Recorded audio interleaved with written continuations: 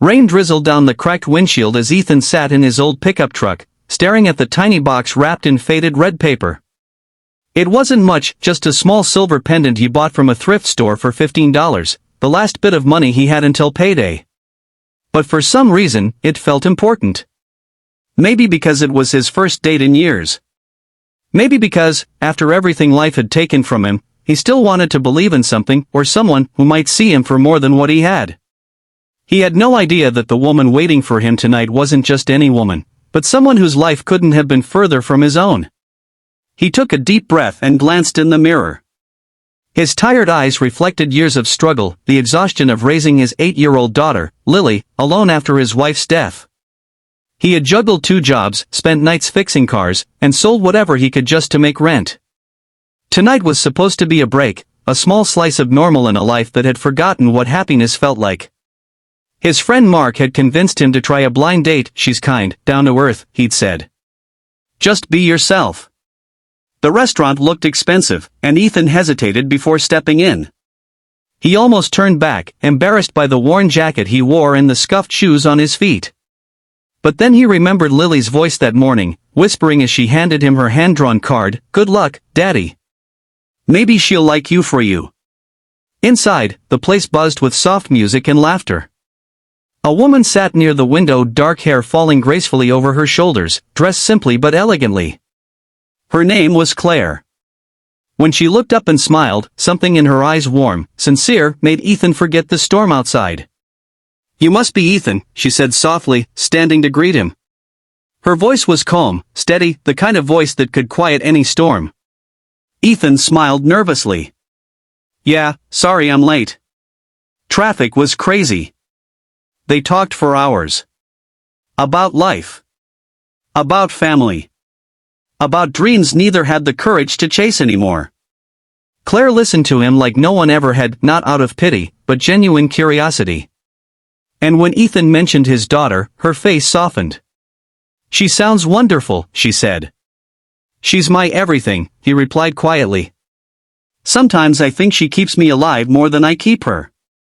When the check came, Ethan felt the familiar panic in his chest. He didn't want her to think he couldn't pay, but he also couldn't afford a dinner like this. Claire excused herself for a moment, and when she returned, the waiter quietly whispered that everything was already taken care of. Ethan blinked in confusion. "You didn't have to." "It's okay," Claire interrupted gently. "Tonight's on me. Consider it a thank you for reminding me what real conversation feels like." He didn't know what to say. Instead, he slid the small gift across the table, the little red box he'd carried all day.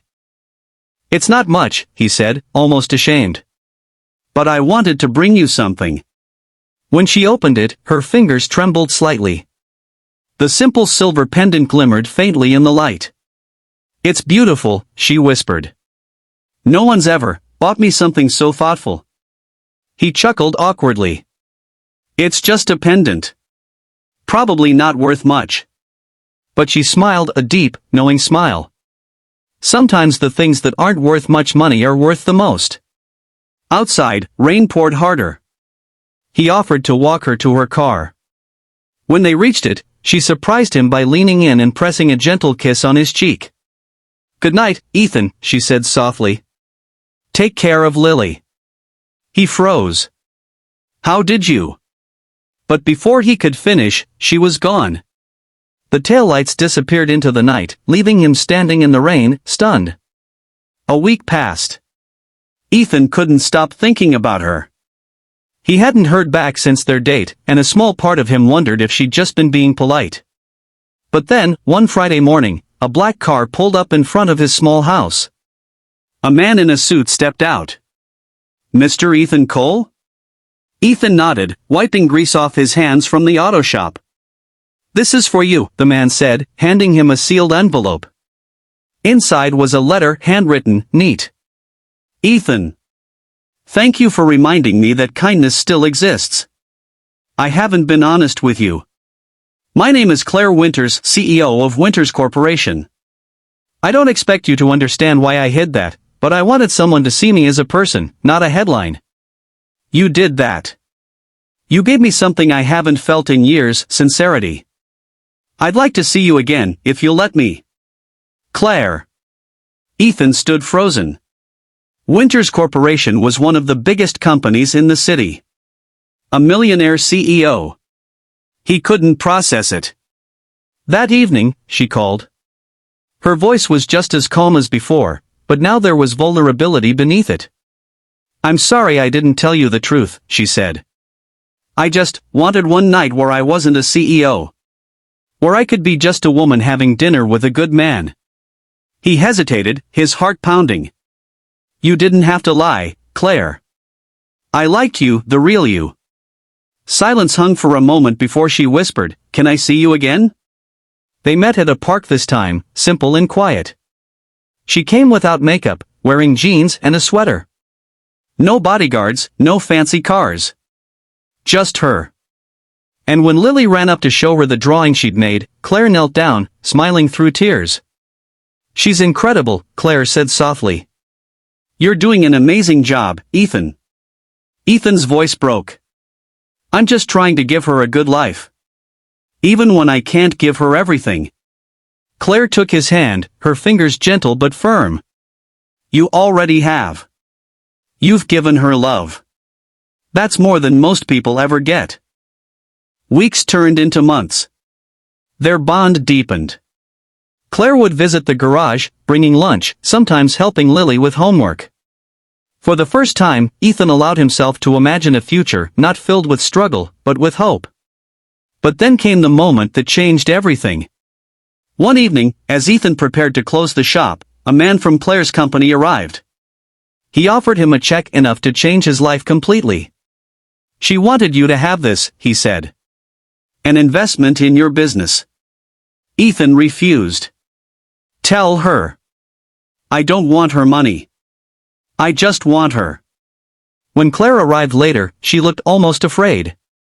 You don't have to prove anything, she said quietly. I just wanted to help. He shook his head, stepping closer.